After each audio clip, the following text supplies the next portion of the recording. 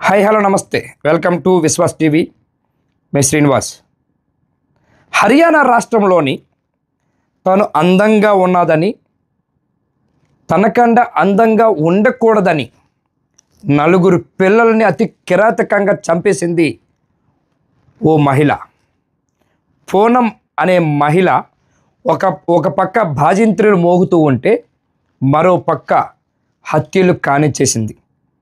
పసి పిల్లలని 6 సంవత్సరాల పిల్లని ముగ్గురు పిల్లల మహిళ యువతని చంపేయడంతో పాటు సొంత కొడుకును కూడా చంపి కడతీర్చింది. ఆ మహిళ తనకన్నా అందంగా ఉండకూడదని, తను తప్ప ఈ సొసైటీలో ఎవరు అందంగా ఉండరాదని నలుగురు పిల్లల్ని అతి కిరాతకంగా టబ్బులో వాటర్ వేసి మరీ చంపేసింది. విధి అని మేనకోడలు అవుతుంది వరుసకి. 6 సంవత్సరాలు అమ్మాయిని, ఆ పిల్లని టబ్బులో ఒక పక్క భజంత్రీలు మోగుతూ ఉన్నాయి, ఒక పక్క పెళ్ళి జరుగుతూ ఉన్నది, మరో పక్క జరుగుతున్న సందర్భంలోనే భజంత్రీలు మోగిస్తున్న సందర్భంలోనే ఆ విధి అనే ఆడపిల్లని, 6 సంవత్సరాల పిల్లని అతి కిరాతకంగా టబ్బులో ముంచి మరీ చంపేసింది పూనం అనే మహిళ. ఇది కేవలం చంపేయటానికి ఒకటే ఒక కారణమంట. తనకన్నా ఎవరు అందంగా ఉండకూడదని, తను తప్ప ఈ సొసైటీలో ఎవరు అందమనేదే రాకూడదని, నేనే ఒక పెద్ద అప్సరసనని, అంతకన్నా ఇంకొకరు అప్సరసలు అవ్వకూడదని, నాకన్నా అందగత్తెలు అందంగా ఉండేవాళ్ళు ఉండరాదని అనుకొని చంపేసింది పూనం అనే మహిళ. అవేంటి ఒక్కసారి హర్యానా రాష్ట్రంలో జరిగినటువంటి కథ కాదు. అందరం ఏదో సినిమా కథ అనుకుంటాం, ఏదోదో అనుకుంటాం, ఇదేదో చతుర్ముఖి సంబంధించినటువంటి కథ అనుకుంటారు. కానీ అదేమీ కాదు. రియల్గా అందంగా ఉన్నదని పిల్లలను చంపినటువంటి ఘటన హర్యానా రాష్ట్రంలోని పుట్టపట్టు జిల్లాలోని జరిగినటువంటి మండలం, ఆ గ్రామంలో జరిగినటువంటి అతి దారుణమైనటువంటి, అతి కిరాతకమైనటువంటి చంపేసింది ఆ మహిళ. కోసం ఆ వివరాల్లోకి వెళ్దాం. అవేంటో ఒక్కసారి చూద్దాం.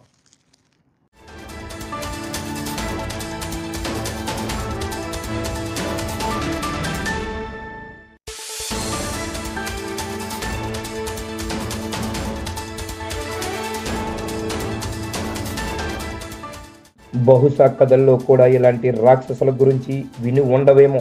ముద్దులోకే చిన్నారులను దారుణంగా హత్య చేసిందో ఓ మహిళ. ఈ హత్యలకు కారణం తెలుసుకొని పోలీసులే నిర్ఘంతపోయారు. హర్యానాలోని పానీపట్లలోని ఒక గ్రామములో భజంత్రీలు మోగుతున్న తరుణములో తీరని విషాదం చోటు చేసుకుంది. పెళ్లి వేడుకల కోసం అందంగా ముస్తాబైన 6 ఏళ్ల బాలికను దారుణంగా హత్య చేసింది. దీంతో బంధువులంతా ఒక్కసారిగా తీవ్ర భయాందోళనకు లోనయ్యారు. జర్మన్ అద్భుత కథ స్నో వైట్లోని దుష్టరాణిని మరిపించిన పోలీసులు ఈ భయంకరమైన హత్యాకాండను ఛేదించారు. పానిపట్లలో తన మేనకోడల్ని హత్య చేసింది పూనం అనే మహిళ. తనకంటే ఎవరు అందంగా కనిపించకూడదనే కారణంతో ఆమె అగత్యానికి పాల్పడింది. బాధితురాలు విధిని నీటి తొట్టులో ముంచి ఆ చిన్నారిని పొట్టన పెట్టుకుంది. అంతేకాదు, పూనం 2023లో తన కొడుకును కూడా దారుణంగా హతమార్చిందంటే ఆమె మానసిక స్థితి అర్థం చేసుకోవచ్చు.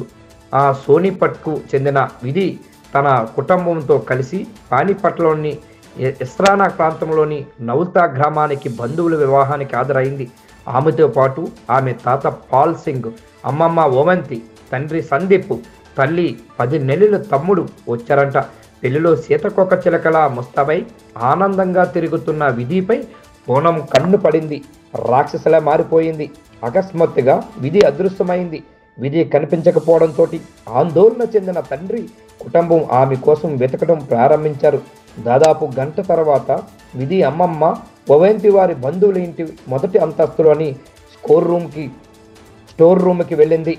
బయట గడియ వేసి ఉన్న ఆ గదిని తెరిచినప్పుడు విధి తల నీటి తొట్టులో మునిగిపోయి కాళ్ళు పైకి తేలి ఉన్నాయి.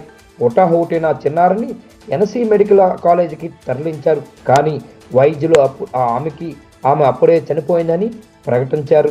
దీంతో విధి తండ్రి తర్వాత కేసు నమోదు చేయించారు. కేసు నమోదు చేసిన పోలీసులు దర్యాప్తులో నిందితురాలి పూనం విధికి అత్త అని తేలింది. ఆమెను అరెస్ట్ చేశారు. పోలీసులు తెలిపిన వివరాలు ప్రకారం పూనం తనకంటే అందంగా ఎవరూ కనిపించకూడదని కోరుకోవటంతో అసూయ ఆగ్రహంతో పిల్లలను నీటిలో ముంచి చంపే అలవాటు ఉందంట. ప్రత్యేకంగా చిన్న అందమైన అమ్మాయిలే ఆమె టార్గెట్ అని పోలీసులు తెలిపారు. ఇలా మొత్తంగా పూనం 4 పిల్లల్ని 3 అమ్మాయిలతో పాటు తన కొడుకును కూడా ఇలాగే చంపినట్టు అంగీకరించింది. 2023లో పూనం తన వదిన కుమార్తెను చంపింది. అదే సంవత్సరము అనుమానం రాకుండా ఉండటానికి ఆమె తన కొడుకును కూడా నీటిలో ముంచి చంపేసింది. ఈ సంవత్సరము ఆగస్టులో పూనం సేవా గ్రామంలో మరో అమ్మాయిని హత్య చేసింది. ఎందుకంటే వీరంతా తనకంటే అందంగా కనిపించారట. ఆమెకు విధి హత్య కేసులో విచారణ సమయంలో పూనం నిజం స్వరూపం బయటపడింది. ఆమె స్వయంగా ఈ హత్యలు చేసినట్టు ఒప్పుకుంది. అప్పటి వరకు ఈ పిల్లల మరణాలు ప్రమాదవస్తు జరిగినట్టు భావించారంట.